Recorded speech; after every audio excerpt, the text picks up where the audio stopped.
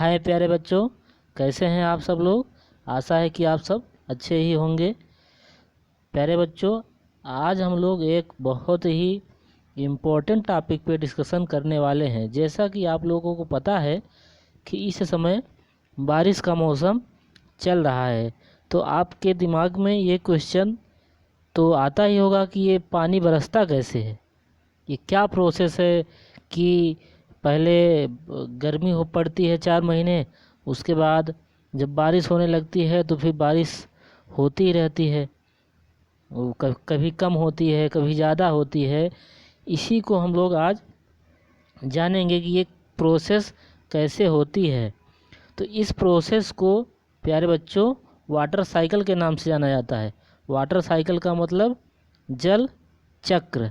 ये इस प्रक्रिया के माध्यम से हम समझेंगे कि किस तरह से पानी पृथ्वी तक पहुंचता है।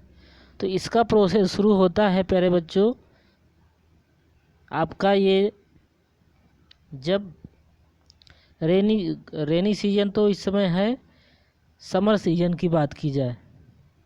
समर यानी कि जब गर्मी आती है। गर्मी में जब बहुत तेज़ सूर्य की किरणें पड़ती हैं, कहाँ पे, ये जो अर्थ सरफेस पे पानी होता है, ये जब सूर्य की किरणें इस पानी पे पड़ती हैं तो ये क्या होता है, पानी एक तरह से गर्म होता है। और गर्म होके ये क्या होता है कि इवोपरेट होता है। इवोपरेट यानी कि वाष्प के रूप में बदल जाता है। इसका उदाहरण अगर आपको जानना हो तो आप इस तरह से भी देख सकते हैं कि जैसे मान लीजिए कि आपके घर में चूल्हा होगा, सभी के घर में होगा, खाना सभी के यहाँ बनता है। तो आप क्या करिए, एक भगोले में या कुकर में पानी लीजिए, पानी को गर्म करिए। आप देखेंगे कि धीरे धीरे पानी, जैसे आपने पूरा भगोला भर के रखा हुआ था तो वो क्या हो जाएगा, आधा हो जाएगा। तो वो पानी गया कहाँ, तो वो पानी गर्म होके क्या हो गया, भाप बन के उड़ गया, यानी कि एक गैस के रूप में बदल गया वो।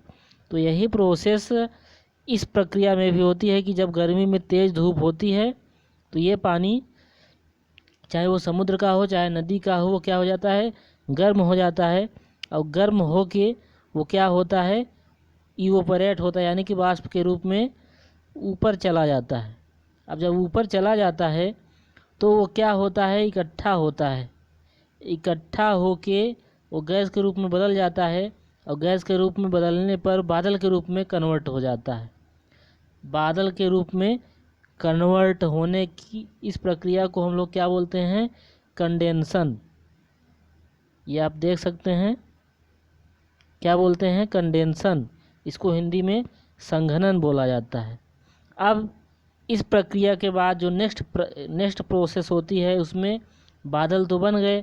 अब ज़रूरी नहीं है कि बादल बन गए तो वो तुरंत पानी ही बरसने लगे। जैसे आप लोग देखते हैं कभी कभी बहुत भयानक बादल रहते हैं आसमान में, लेकिन बारिश बहुत ही कम होती है।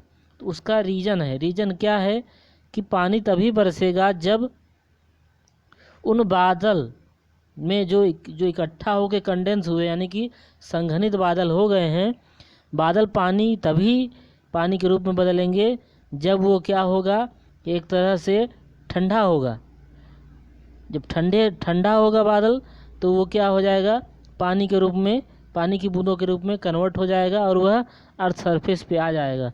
इसको समझने के लिए आप इस तरह से भी देख सकते हैं कि मान लीजिए कि जब हम लोग भगोले में पानी को रखते हैं, ये हमने चूल्हा जला दिया, अब इसमें पानी रख देते हैं।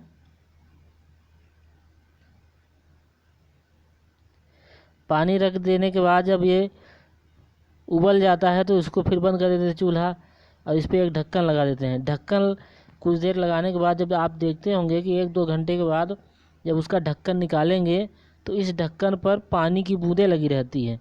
तो ये क्या है, यही प्रोसेस यहाँ पर भी होती है कि जब यहाँ से सरफेस से पानी ऊपर गया धूप की किरणों के कारण भाप बनकर, तो यहाँ पर बादल के रूप में इकट्ठा हुआ, यानी कि वो एक धुआं के रूप में इकट्ठा हो गया, जिसे हम बादल बोलते हैं।